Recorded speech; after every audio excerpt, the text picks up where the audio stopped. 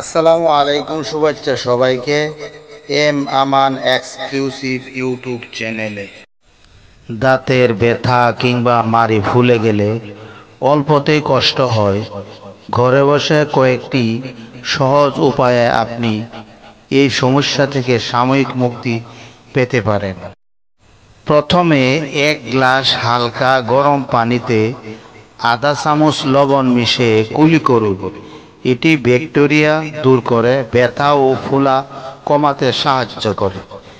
দ্বিতীয়, কালো জিরা তেল মাড়িতে লাগান। কালো জিরা প্রাকৃতিক অ্যান্টিবায়োটিক হিসাবে কাজ করে। তৃতীয়ত, একটি লবঙ্গ নিয়ে ব্যথার স্থানে রাখুন।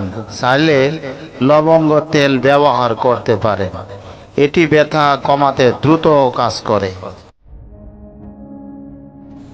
হলুদের মধ্যে রয়েছে অ্যান্টিসেপটিক উপাদান। হলুদ ও মধু মিশিয়ে পেস্ট তৈরি করে মাড়িতে লাগালে আরাম পাওয়া যায়।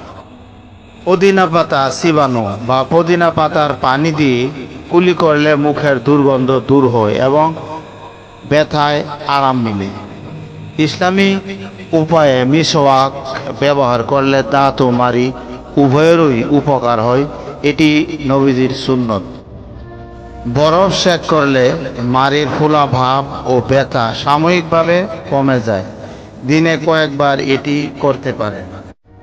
এই ঘরোয়া উপায়গুলো সাধারণ দাঁতের সমস্যা থেকে সাময়িক মুক্তি দিতে পারে, তবে সমস্যা দীর্ঘস্থায়ী হলে দন্ত চিকিৎসকের পরামর্শ নেওয়া জরুরি।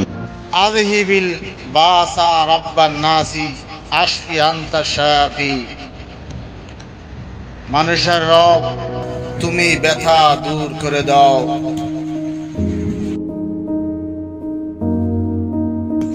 ভিডিওটি ভালো লাগলে লাইক দিন, অন্যদের সাথে শেয়ার করুন এবং আমাদের চ্যানেলটি সাবস্ক্রাইব করতে ভুলবেন না। আসসালামু আলাইকুম।